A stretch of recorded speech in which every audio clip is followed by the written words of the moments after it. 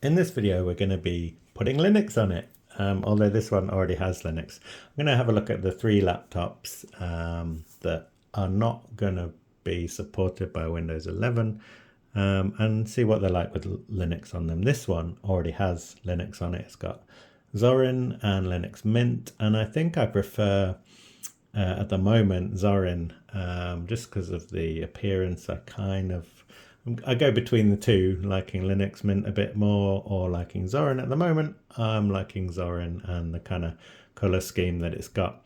The only thing that is, I guess, bugging me a little bit is the scrolling using the trackpad. It scrolls really quickly, so you have to sort of, well, I have to kind of get used to it. It's not very smooth. I don't know why that is, but it's just, yeah, it's too quick. And I'm finding that I prefer using a mouse with this system. Wi-Fi is working, everything's working as far as I can tell. This is a 4th gen Intel, and if I go to settings at the bottom here, we've got a nice about screen that tells us about the laptop, 8 gigs of RAM, the processor i5-4310U, 2 gigahertz, and the graphics and the disk, etc.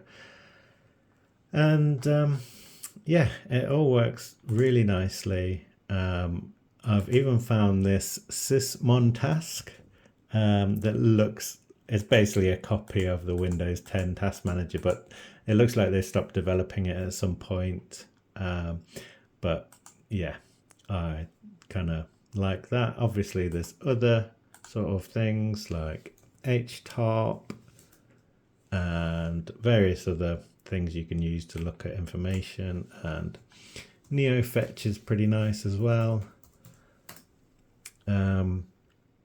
Yeah, so I did also update this. It popped up and told me it needed to update, so I said yep, sure, update.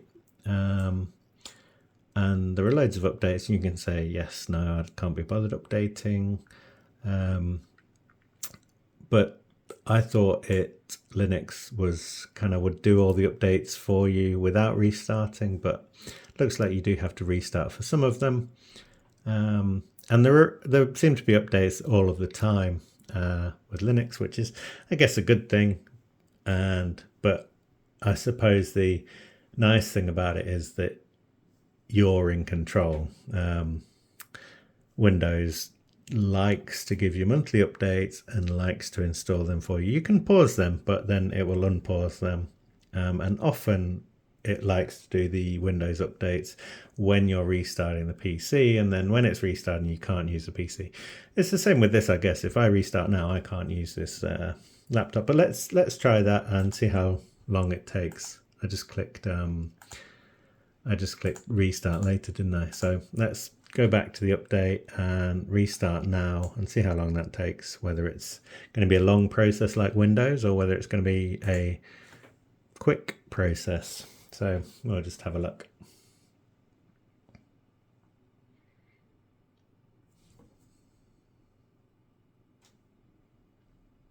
Quite like the backlit keyboard on this. So Linux Mint is a default, but we were in Zorin OS 17.2, so we'll go back to that. That's the one we're updating.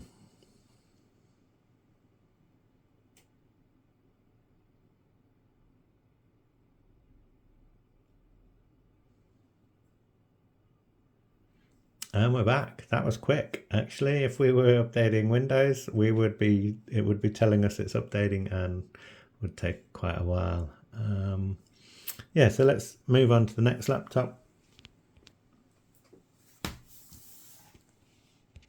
So this is a 1st gen Intel i3 Sony VAIO laptop, and I'm going to be booting from USB to boot into Linux on this,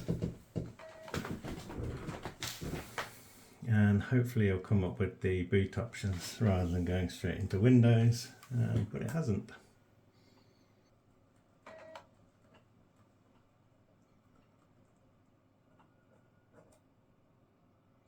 Okay, so I've got Ventoy set up on this USB, And shall we go for Lubuntu?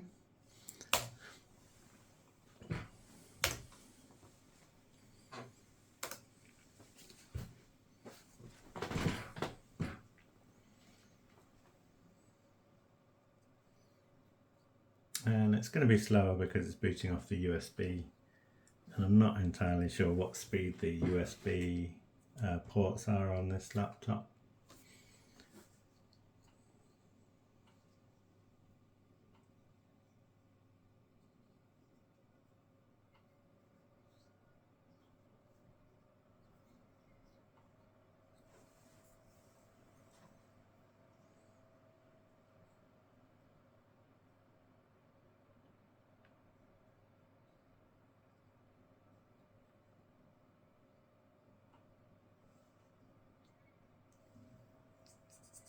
Not sure if anything's happening right now. It'd be quite nice if there was a little bit of a graphical display letting me know what's happening.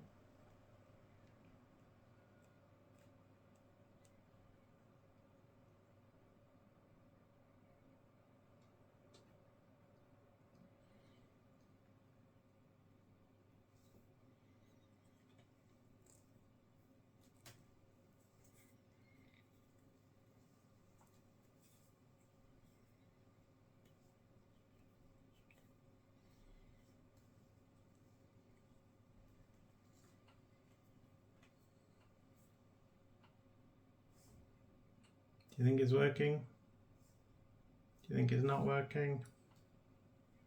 Okay, I'm giving up on this. I don't think this is working, so let's try a different Linux distribution.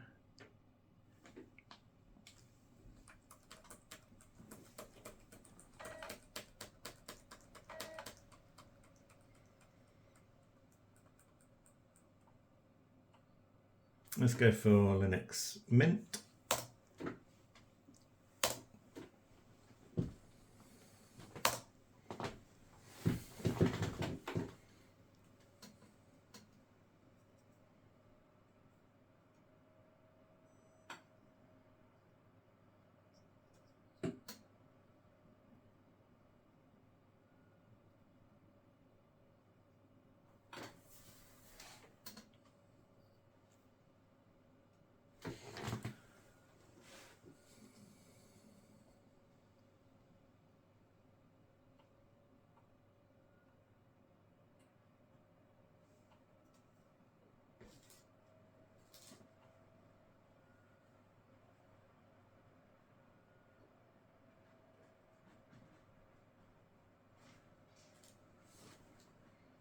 Okay, I've waited quite a long time and nothing seems to have happened with this. This does have an Nvidia graphics chip in it, so maybe that's why.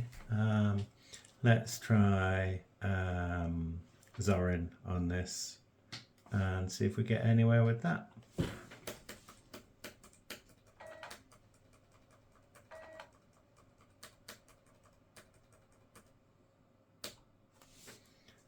So, Zorin Core or Zorin Lite? Let's go for Zorin Core.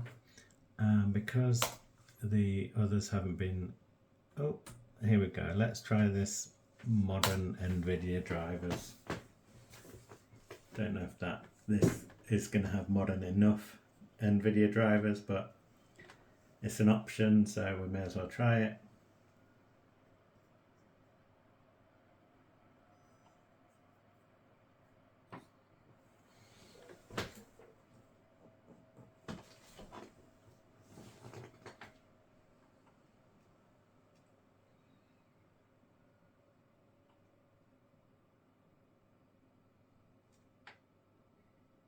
Okay, it's going to check the file system.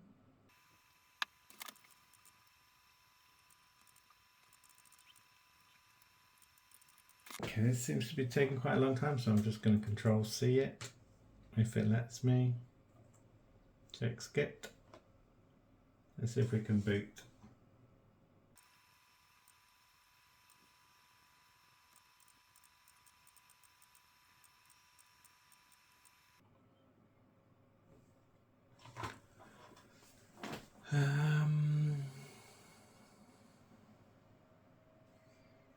I was saying something about it being supported through a legacy driver.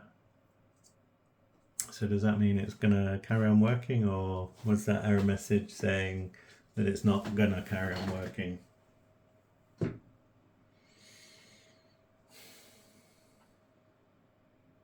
Okay, let's try a different one.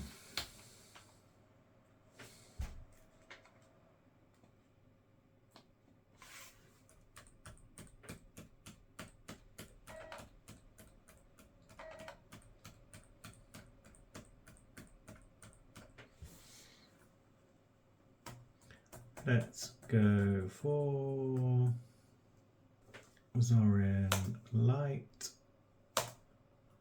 and we'll go for safe graphics.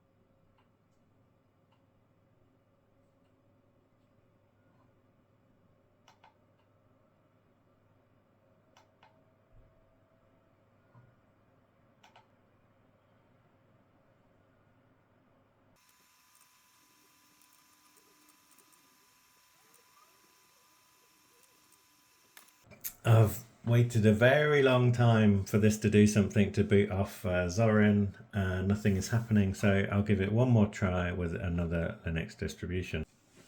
So I'm going to switch it on, get it to boot from the USB, and I've got Fossapup Linux. I think that's a very lightweight Linux distribution, so should work in theory on old hardware and not, I guess, worry too much about, you know, drivers for various things. Nice thing about this is it's got this sort of old style text, so you can watch it as it loads, which is useful if you're trying to work out if it's working or doing anything, whereas the other ones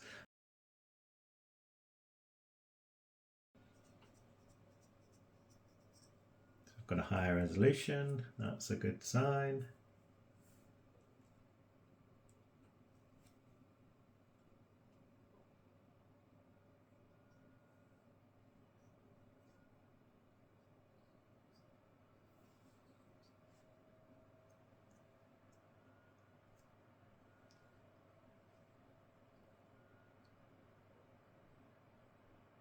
Got a mouse pointer, and we've got a desktop,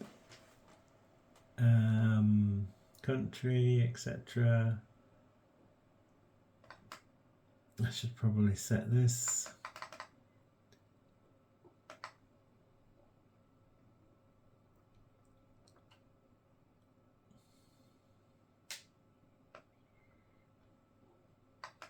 Oh, I missed it. Here we go, GMTO. Okay. And then internet connection, let's try set that up. Wired or wireless. Simple network, let's try very good for wireless. Try that one. So, we should be connected to the internet. It's got a web browser called Browse over here.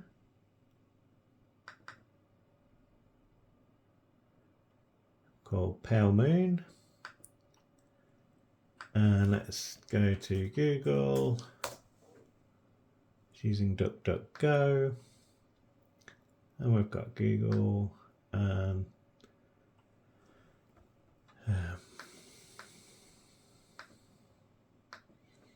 we can search for the news, and this will show us some of the news. So great, let's go to YouTube.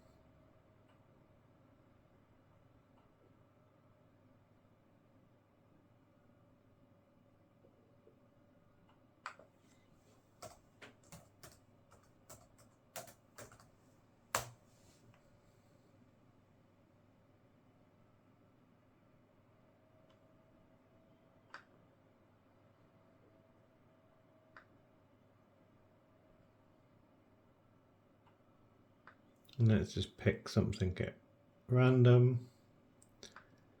If I can find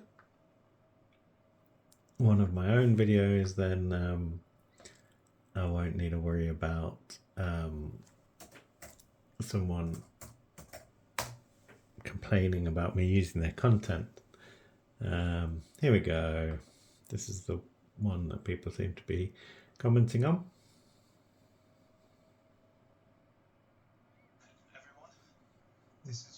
We've got some awkward advert. Sound's working, so that's good. Let's just mute this. We've got a volume control here.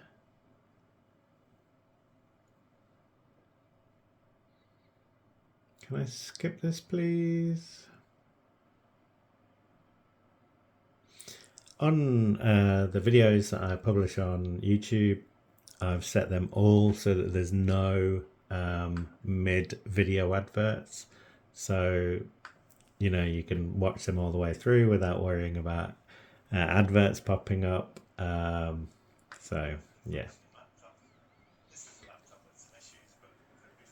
So yeah, that's playing fine, and we can look at stats. I don't know why we've got this volume control in the way, and I'm not sure how to get rid of it. But I didn't have any problems connecting to the network, and it's working relatively well. Although it's a shame the other Linux versions didn't work, because this is very responsive, and it's got lots of shortcuts to things. And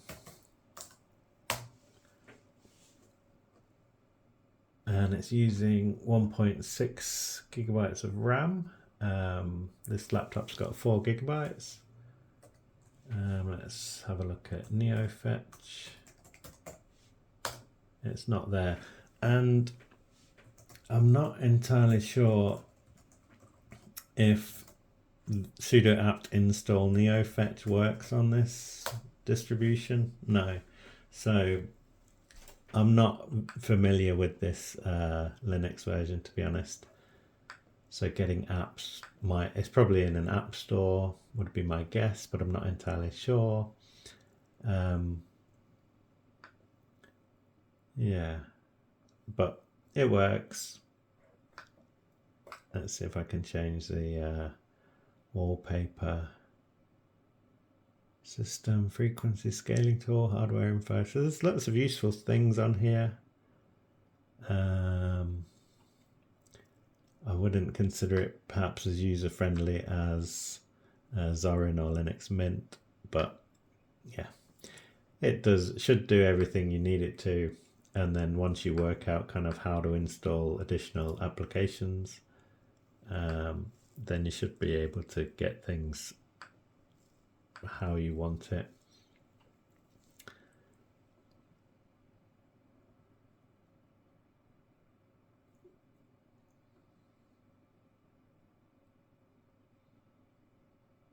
Task Manager looks quite neat.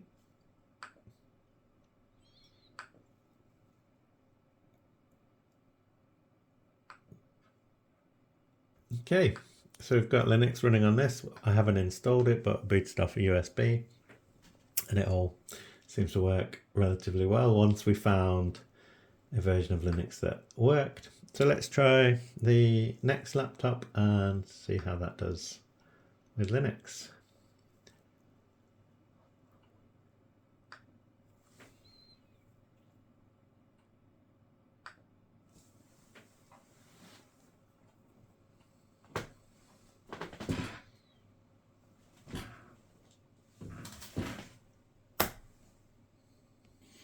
Okay, so this is a Toshiba laptop R700 with a broken screen, and it also overheats.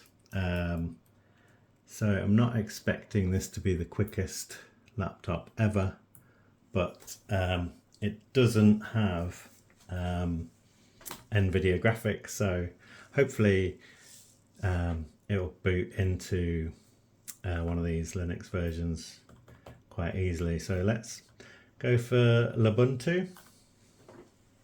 I can't remember trying this one, so yeah, for me it'll be quite interesting to see what this is like compared to Linux Mint and Zorin.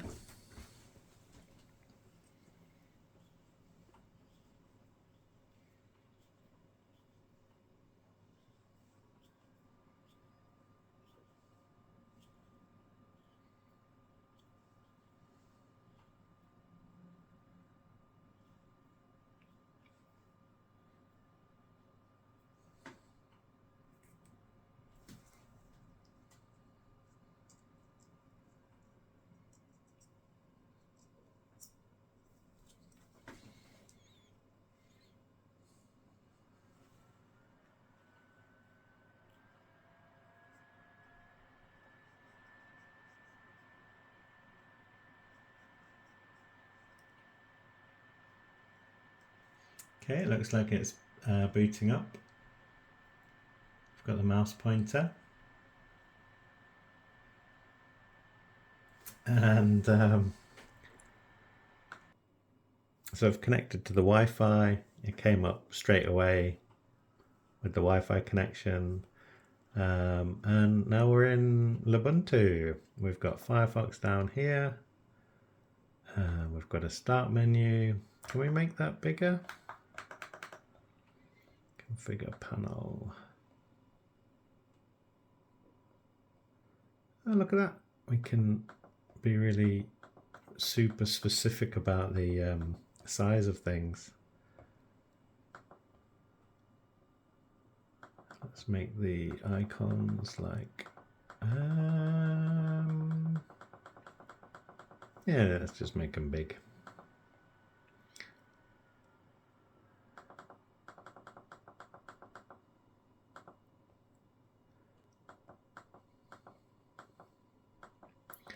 Go for center, why not? And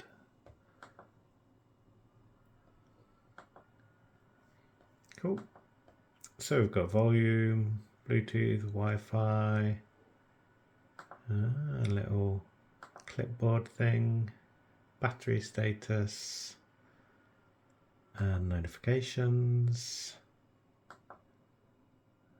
and removable media device manager. So Firefox is up and running. Let's go to YouTube. Oh yeah, it does scroll. And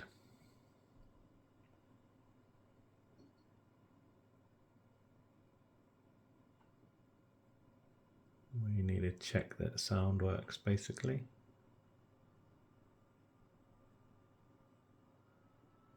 This laptop is a little bit slow. It does overheat and then the processor speed will be reduced. And there's another video about this. In fact, we can probably find it.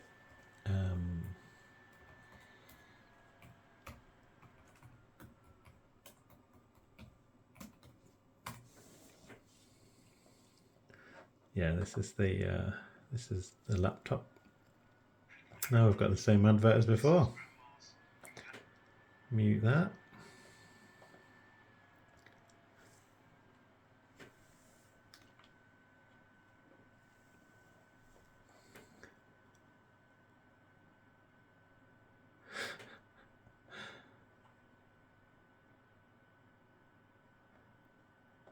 Thanks. Can we skip this one?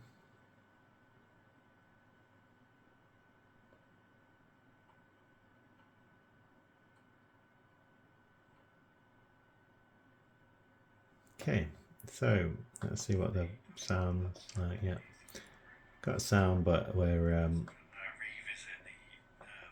also getting the sound of the fan and stats. Playback's fine. This is running fine. Let's switch to full screen. And that's working fine. So yeah, this seems very happy with Linux on it. Didn't complain about anything. The Sony VAIO with the Nvidia graphics had a bit of an issue, but we did find a Linux version that worked eventually. And Zorin did give us some useful information about where we could get the legacy drivers from, so it should be possible to configure. But yeah, putting Linux on these laptops is definitely an option. And there's some nice features in Linux about getting the battery capacity, you know, how healthy it is in command line. But yeah, relatively straightforward, and you then have the option of installing it locally if you want. So yeah, thanks for watching and goodbye. This is quite nice. The Lubuntu spinny thing.